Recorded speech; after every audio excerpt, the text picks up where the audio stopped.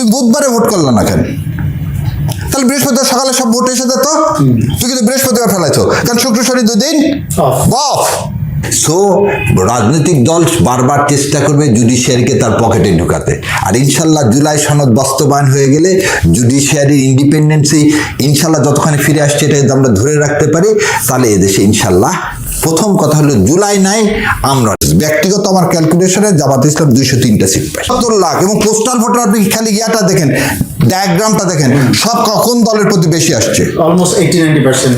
একক, দশক, শতক, হাজার, অযুত, লক্ষ, 74,22,000 ভোট আপনি খালি বাতিল করছেন রে ভাই। হঠাৎ করে আপনি বিএনপির লয়ারকে দিয়ে এই ভোটকে চ্যালেঞ্জ করে মামলা করে দিলেন, এবং সে মামলায় রুল হলো। আসিফ নজরুল সাহেবকে আসলে থ্যাংক ইউ না, ওনাকে একটা নোবেল প্রাইজ দেওয়া উচিত। How to do a election engineering. 74,22,000 ভোটকে বাতিল করলা। অবাক, 45 জন তো ঋণ খেলাফেই আছে, যাদেরকে ইলেকশন কমিশন কি করে দিলেন? অ্যালাউ করে দিলেন। রাষ্ট্রের 3টা অঙ্গ, লেজিসলেটিভ, এক্সিকিউটিভ আর জুডিশিয়ারি। ফ্যাসিস্ট কি হাসিনা না আওয়ামী লীগ? তাহলে হাসিনা যদি হতো তাহলে পুরো পার্লামেন্ট পালায় গেল কেন? পুরা পুলিশ পালায় গেল কেন? হারুন ডিবিরা পালায় গেল কেন? 29 সালের আগ পর্যন্ত 300 জন পার্লামেন্ট মেম্বার বৈধ।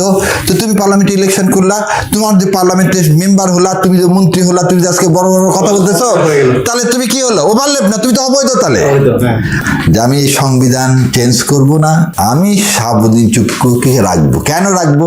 এই কেন উত্তরটা দিচ্ছেন না। প্রথম কথা হলো জুলাই নাই আমরা নেই, জুলাই আছে আমরা আছি। আমার ক্যালকুলেশন, আবার আপনাকে বলতেছি, ব্যক্তিগত আমার ক্যালকুলেশনে জামাত ইসলাম 203টা সিট পায়। এটা আপনি আরেকবার বলেছেন, এটা আপনি এতটা কনফিডেন্টলি কিভাবে বলেন? এই বলতেছি আপনাকে, বলে দিচ্ছি। ধরে নেন আমাদের ভোট কত হয়েছে? 69%। বিএনপি কত পাইছে? 51%। তাহলে 51 থেকে 69 বাদ দেন, কত হয়? 18%। এবার আসেন, পুরা হিল ট্রাকসে না ভোট জিতছে, সেখানে আর সাথে কে জিতছে? বিএনপি জিতছে। চলে আসেন গোপালগঞ্জ, তাহলে গোপালগঞ্জে কি জিতছে? না ভোট দিচ্ছে। আর কে জিতছে? বিএনপি জিতছে।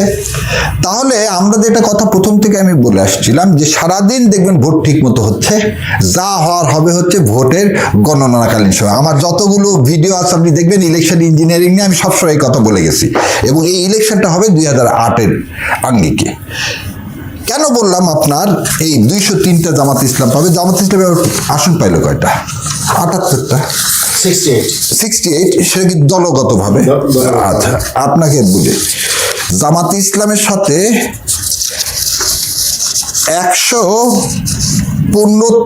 115 থেকে 118টা আসনের ভোটের ব্যবধান হয়েছে 13%। কত পার্সেন্ট? 13%। এখানে কত ভোটের ব্যবধান দেখলাম? 18%। তাহলে এই 18% যে ভোটটা আছে, এই ভোট তো পাইলে 51%। তাহলে এই 18% তো আমার 39-এর সাথে যোগ হওয়ার কথা, কারণ এই 18% যারা দিছে তারা তো আমাকে ভোট দিছে না, যুক্তিকভাবে তাই তো আসতেছে ক্যালকুলেশনে। যদি তাই এসে থাকে তাহলে আপনি এখন আমাকে বলেন যে আপনি যদি এই আমার কথায় 125টাও যদি আমার তো সিট আসার কথা কত, এই যে 145টার মতন, আমার তো তা না, আমার এখানে দেখাচ্ছে আমি 125টা সিট আমি যদি পাইতাম, তাহলে 78টার 125টা কত হয়? 203টা। এই যে 18%, এই আরো একটা শুভঙ্করে ফাঁকি করছে কি দেখেন, পোস্ট অফিসে কিন্তু সমস্ত ভোট আসছে, কুরিয়ারে না কিন্তু, এবং সারা পৃথিবী থেকে সমস্ত ভোট আসবে। এই আরপিও সংশোধনী করে বলে দেওয়া আছে, আরপিওতে 12 তারিখ বিকাল 4টা পর্যন্ত ভোট কেন্দ্রে পোলিং স্টেশনে কি আসবে? ভোট আসবে, সেগুলোকে সব কাউন্ট করতে হবে। কয় তারিখ পর্যন্ত? 12 তারিখ বিকাল 4:30 পর্যন্ত। 10 তারিখে আপনি সারা বাংলাদেশ ছুটি ঘোষণা করে দিলেন, ইনক্লুডিং পোস্ট অফিস খোলা ছিল না। তাহলে 9 তারিখের ভোট যেগুলো আছে সেগুলোই কিন্তু খালি ইয়াতে পৌঁছালো ডিসি সাহেবের কাছে। 10, 11, 12 3 দিনের কোনো পোস্টাল ব্যালট কোথাও গেল না। কোথায়? রিটার্নিং অফিসারের কাছে গেল না। যখন ওগুলো 13 দেখেন, আরো কিছু দেখেন, ওনারা কিন্তু রবিবারে গেজেট দিতে পারতেন, ভোট হয়েছে বৃহস্পতিবার, শুক্র শনি 2 দিন তো বন্ধ। শুক্র শনি তো আর পোস্ট যাবে না। ওনারা কিন্তু 13 তারিখ গভীর রাতে কি দিয়ে দিলেন, গেজেট প্রকাশনা করে দিলেন, গেজেট প্রকাশনা করে দিলেন। তারপরে কি হলো, রবিবারে যখন ভোটগুলো আসলো তখন সব ভোট কি করে দিলেন আপনি, বাতিল করে দিলেন। একক, দশক, শতক, হাজার, অযুত, লক্ষ, 74,22,000 ভোট আপনি খালি বাতিল করছেন রে ভাই। এটা বাতিল কেন করলো? বিকজ হচ্ছে আপনার টাইমটাকে টাইমের 12 তারিখে 4:30টার পর যে এই ভোটগুলো আসলো, তো রাষ্ট্রই তো এটার আয়োজক, তো এটার দায়ভার কার? ওই যে সেজন্য ওই যে আল্লাহ কি বলছে যে আমি তোমাকে দিয়ে ফাঁস করাই দিব, রেজানা আপা বলে দিছে, আমাকে বলতে হয়নি। না, কিন্তু এটা তো হচ্ছে আমরা কি বলে আলাপের নিষ্ঠতা আছে, কিন্তু বিষয়টা হচ্ছে একজন লিগ্যাল এক্সপার্ট হিসেবে আমি আপনাকে এটা বলতেছি, এটাকে যে চ্যালেঞ্জ করবেন, আপনার সবচেয়ে বড় সমস্যাটা কোন জায়গায়? যেমন আরপিওতে আছে 6 মাসের মধ্যে ইলেকশন পিটিশন শেষ করো। বাংলাদেশ ইতিহাসে 6 মাস না 5 বছরে ইলেকশন পিটিশন শেষ হয় না, এর মধ্যে তো টাইমে চলে যাবে। আপনি যে এই না ভোট বলতেছে বাতিল, কিন্তু ভোট 74 লাখ ভোট। আপনি এটা দেখেন, 74 লাখ ভোট এবং পোস্টাল ভোট আপনি 74 লাখ, এবং সেটা কিন্তু পোস্টাল ভোট রে ভাই, এমনি ভোট না, এটা কিন্তু পোস্টাল ভোট।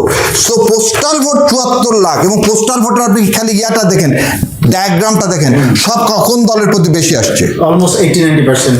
তা আপনি 74 লাখ ভোট যদি ধরেন, আমার তেমনি 10% হয়ে যাচ্ছে রে ভাই। তাহলে 10% দিলে তো আমি 125টা ভোট, 125টা সিট তো আমি কনফার্ম। আচ্ছা, তাহলে এখানে আমরা আসি, তাহলে এটা লিগ্যাল ভাবে যদি আপনারা যদি যান, তাহলে এটা কোন দিকে যেতে পারে? আচ্ছা, এবারে আপনাকে বলি লিগ্যাল ভাবে। এখানে আমরা বলছি জুলাই সনদ। দেখেন আজকে জুলাই গণভোট হয়ে গেল, গণভোটের পক্ষে একদিন তারেক সাহেব বললে তো একদিন বলছে মাননীয় প্রধানমন্ত্রী, বলেছে। হঠাৎ করে আপনি বিএনপির লয়ারকে দিয়ে এই ভোটকে চ্যালেঞ্জ করে মামলা করে দিলেন, এবং সে মামলায় রুল হলো। কেন? তার মানে আপনি আবার সে আগেকার মতো করে কি করতেছেন। এখানে আপনাকে একটু 2টা কথা বলি। আমি ভোটের আগে জিজ্ঞাসা করছিলাম যে খলিল সাহেব হঠাৎ করে কাউকে না জানায় ইন্ডিয়া কেন সফরে গেলেন ভোটের আগে? আজ পর্যন্ত কিন্তু এর জবাব পাইনি। এর জবাব আল্লাহ দিয়ে দিলেন, খলিল সাহেব বাংলাদেশের পররাষ্ট্রমন্ত্রী হয়ে গেলেন। খলিল সাহেব বাংলাদেশে পররাষ্ট্রমন্ত্রী। ভোটের আগে আমি বলে দিয়েছি যে 4:30টা পর্যন্ত আপনি এবারে কোনো পুকুরে ব্যালট বাক্স পাবেন না। কোনো কেন্দ্র দেখবেন দখল করতে চাইছে, সেখানে সেনাবাহিনী, আমাদের গর্বিত সেনাবাহিনী সেটা প্রতিরোধ করবে। মাস কোনো গোলাগুলি, মারামারি, খুন খারাপি কিচ্ছু হবে না। সারাদিন আপনি কোথাও একটা হত্যাকাণ্ডও দেখেননি বাংলাদেশে। না, ইট ওয়াজ পিসফুল কমপ্লিটলি। একদম মানুষ তার ভোট দিয়ে গেছে। আমি আমার ভোট দিতে পেরেছি। আপনি ভোট দিয়ে গেছে, খুব কম লোক বছর ভোট দিতে পারেনি, এরকম কেউ নাই। কিছু স্পেস স্টেটে আছে, দ্যাটস ডিফারেন্ট ইস্যু। সেটা minor is not an example. তাহলে আপনি ম্যাক্সিমাম একটা এত বৃহৎ একটা দেশে 12 কোটির মতো ভোটারে আপনি ওইগুলোকে বাদ দেন। আপনি দেখেন কি করলেন, আপনি আইনের মাধ্যমে, আমরা আইনের লোক তো ওই জন্য বলতেছি, আসিফ নজরুল সাহেবকে আসলে থ্যাংক ইউ না, ওনাকে একটা নোবেল প্রাইজ দেওয়া উচিত। How to do election engineering, how to do an election engineering. কেন এই কথা বললাম?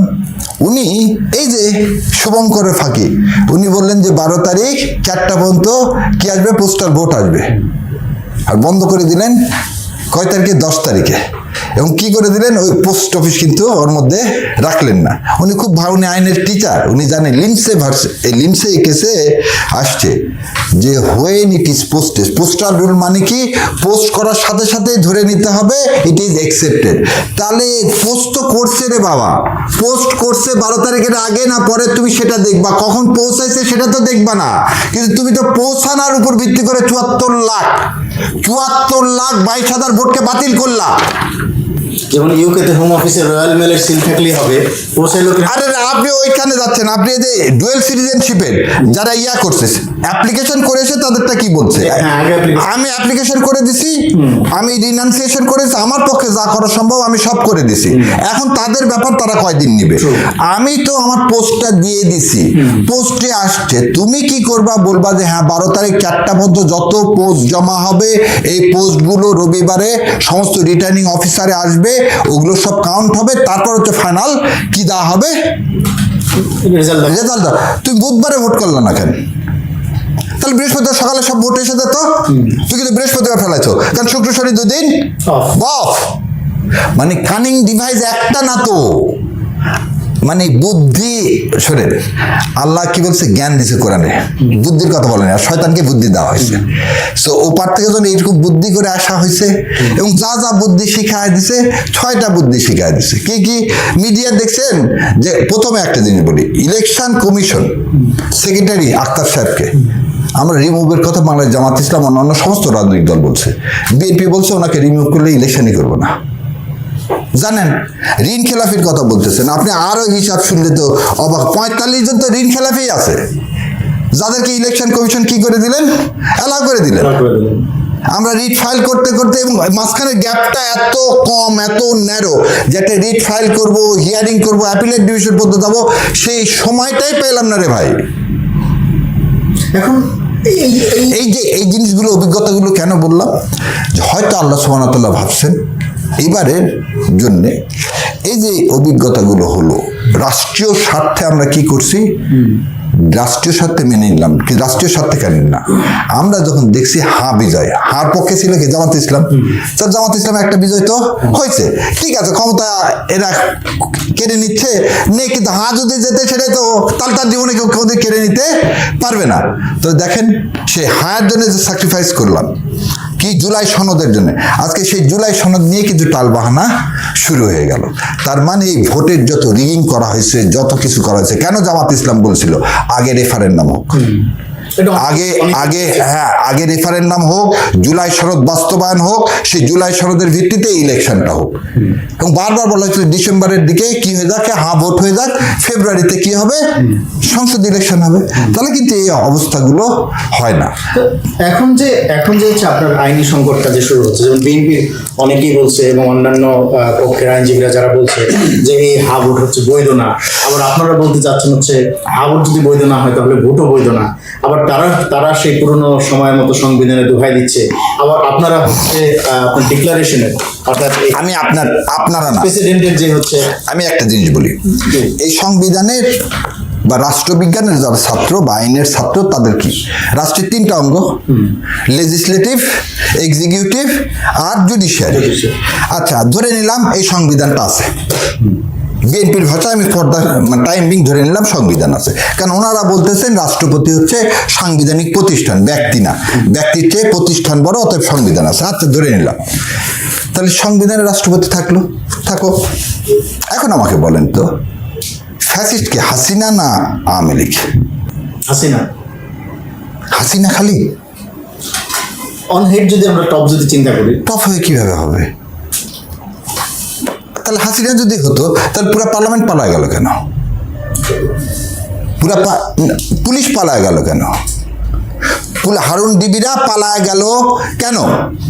টোটাল সিস্টেমটাই হচ্ছে ফ্যাসিস্ট সিস্টেম। তাহলে টোটাল সিস্টেমটাই ফ্যাসিস্ট সিস্টেম। তাহলে খালি হাসিনা না, ব্যক্তি না, তাহলে সেই ফ্যাসিস্টের জন্ম কোথায় থেকে হয়েছে? এই কনস্টিটিউশন থেকে।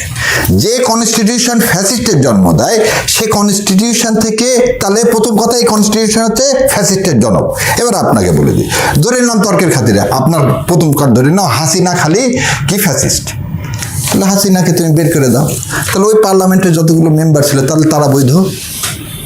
তাহলে ওই পার্লামেন্টের মেয়াদ শেষ হবে কবে? 2029 সালে। 29 সালের আগ পর্যন্ত 300 জন পার্লামেন্ট মেম্বার বৈধ। তো তুমি পার্লামেন্টে ইলেকশন করলা, তোমার যে পার্লামেন্টের মেম্বার হলা, তুমি যে মন্ত্রী হলা, তুমি যে আজকে বড় বড় কথা বলতেছো, তাহলে তুমি কি হলো? ওভারলেপ না, তুমি তো অবৈধ তাহলে। আচ্ছা, এবার আসেন, বলছি থার্ড অর্গান কি? বিচারপতি। তুমি প্রধান বিচারপতি সহ 6 জন বিচারপতিকে সরায় দিলা, তাহলে তাদেরকে ফিরাই নিয়ে আসো, কারণ তার একটা অর্গান। তারপর কি আছে লাস্টে? আরেকটা কি বলতেছে, তাহলে ডিপটি স্পিকার জেলের মধ্যে আছে না, তাহলে তাকে ফিরাই নিয়ে আসো। তুমি এক রাষ্ট্রপতিকে রাখতে চাচ্ছ কেন? এই কারণেই চাচ্ছ, কারণ তুমি তো ওখানে খত দিয়ে আসছো যে আমি এই সংবিধান চেঞ্জ করব না, আমি শাহাবুদ্দিন চুপ্পুকে রাখবো। কেন রাখবো? এই কেন উত্তরটা দিচ্ছেন না। কেন উত্তরটা হচ্ছে, ও পার্শ্ববর্তী দাদারা কখনোই চায় না এ দেশটা তাদের হাত থেকে বের হয়ে যাক, সেজন্য তাদের লোক ওখানে দরকার। জিওপলিটিক্স তো সব ক্ষমতাশীলরা তাই বলে। এবং একটা কত ভয়ঙ্কর, বিএনপি বুঝতে পারতেছে না। শাহাবুদ্দিন সাহেব কিন্তু কালকেই পারে এই পার্লামেন্ট ভেঙে দিতে। না, কিন্তু বিএনপির তো অনেক এক্সপার্টরা আছেন, তারা কেন এই বিষয়গুলিকে চেক এন্ড ব্যালেন্স করছে? ওই যে আপনি এখন এই কথা হলো যে আপনি তো খত দিয়ে আসছেন, জুলাই সনদ বাস্তবায়ন করবেন না বলে আপনাকে এই যে মেকানিজম করে মেজরিটি দেওয়া হলো, ওই মেকানিজমে তো জামাত ইসলাম যায়নি। জামাত ইসলাম তো কোনো মেকানিজম করে মানুষের ভোটের অধিকার কেড়ে নিবে না। আপনি যখন নিছেন, আপনি জুলাই সনদ বাস্তবায়ন করতে যাবেন, যদি করেন তাহলে ইন্ডিয়া ফেলে দিবে, আর জুলাই সনদ যদি বাস্তবায়ন না করেন তাহলে আমরা ফেলে দেবো।